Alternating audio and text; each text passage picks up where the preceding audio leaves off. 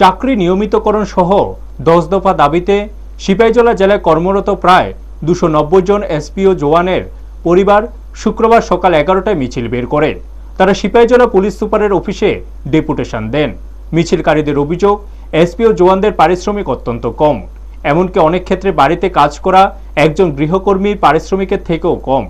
দীর্ঘদিন ধরে তারা এই বঞ্চনার শিকার হয়ে আসছেন বলেও দাবি করেন।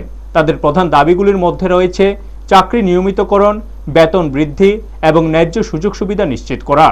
দ্রুত এই দাবিগুলি পূরণ না হলে আগামী দিনে আরও বড় আন্দোলনের হুঁশিয়ারিও দেন তারা। ব্যুরো রিপোর্ট, নিউজ তৎকাল 24।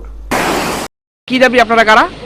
আমরা এসপিউ প্রেমীর পক্ষ থেকে আমরা আইছি। আমরা যে হাজব্যান্ডরা আমরা এসপিউ চাকরি করে বিগত 25 বছর ধরে আমরা চাকরি করতে আছে, যে বেতন পাই এই বেতনে আমরা কোনো সংসার চলে না। এটা একটা সাধারণ বেতন, এই বেতনে আমরা ছেলে মেয়ের পড়াশোনা করাতে পারি না, আমরা ভালো খাবার খাইতে পারি না, এরপরে আমরা রোগ হলে আমরা ডাক্তার দেখাইতে পারি না, এরপরে এসব বিভিন্ন সমস্যা নিয়ে আমরা আজকে সিপাহীজলা এসপির কাছে আমরা একটা আবেদন জানাইতে আছি।